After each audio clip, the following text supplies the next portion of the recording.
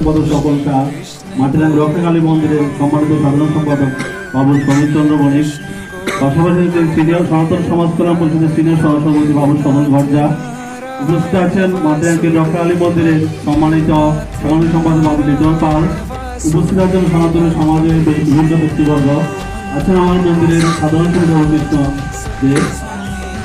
জয়ন্ত অক্লান্ত পরিশ্রম, এটা প্রতি বছর জয়ন্ত এটা ধীরে ধীরে আজকে পর্যন্ত আসছে। আমি দেখছি যে আমরা যদি পার্শ্ববর্তী থাকি তখন মন্দিরের এখানে সমস্ত বাচ্চা আসলে 10-15 জন, এখন বাড়তে বাড়তে 50-60 জনের মতো হয়েছে। যা সত্যি জয়ন্তর অবদান, এখানে অসুবিধার মধ্যে কোনো কিছু নাই। কারণ এখানে গার্ডিয়ানরা চেষ্টা করে সন্তানকে সবসময় মন্দিরে পাঠানোর জন্য। অনেক বাচ্চাদের ঘুম থেকে উঠতে পারে না, তবে সবচেয়ে বড় অক্সিজেন হচ্ছে আমাদের ধর্ম।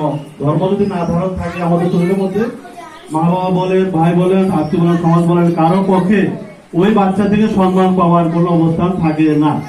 তার প্রত্যেকে মায়ের উচিত, যারা অতীতে হয়তো এখন আপনারা অনেকে মা হয়েছেন, অনেকে বাবু হয়েছেন, কারণ অনেকে আগের অবস্থান হিসাব করলে তখন কিছু ছিল না হাতের মধ্যে। এখন বর্তমানে যেভাবে মোবাইলের মধ্যে গীতা অ্যাপস থাকে, গীতা ভগবত গীতা ঘরে ঘরে থাকে, তখন ছিল না, শিখতে পারে নাই।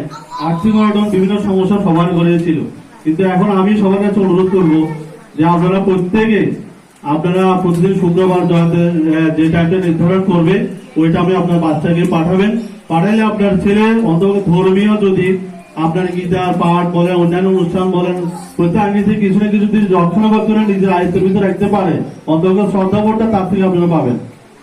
শুধু আপনারা না, আপনার সন্তানের মাধ্যমে আপনার নিজের মুখ উজ্জ্বল হবে সবার কাছে, সমাজের সবার কাছে গ্রহণযোগ্যতা বাড়বে যে আপনার এই সন্তানটা এই অবস্থানের কারণে আজকে এই পরিবারটার একটা সম্মান সমাজের সবার কাছে বাড়ে। যেমন যার উদাহরণ হলো যে আমাদের জয়ন্ত যেহেতু নিজে এখানে একসময় ছাত্র ছিল, ছাত্র থেকে এখন প্রশিক্ষক হয়েছে।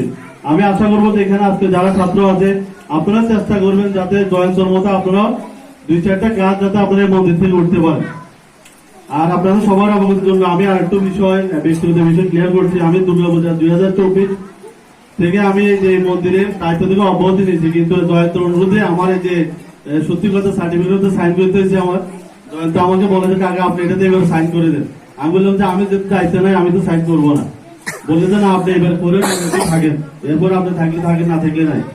আমি কিন্তু এই মন্দিরে এখন দায়িত্ব নাই। আমি কিন্তু দায়িত্ব না থাকলেও যেহেতু আমার বাড়ির পাশে মন্দির, আমি চেষ্টা করবো যে আমার অবস্থান যতটুকু আছে আমি এখানে আমার নিজের অনুপ্রেরণায় অবস্থান থেকে আমি চেষ্টা করবো যে মন্দিরে কিছু না কিছু উপহার দিতে পারি। সকলকে ধন্যবাদ। জয় গীতা।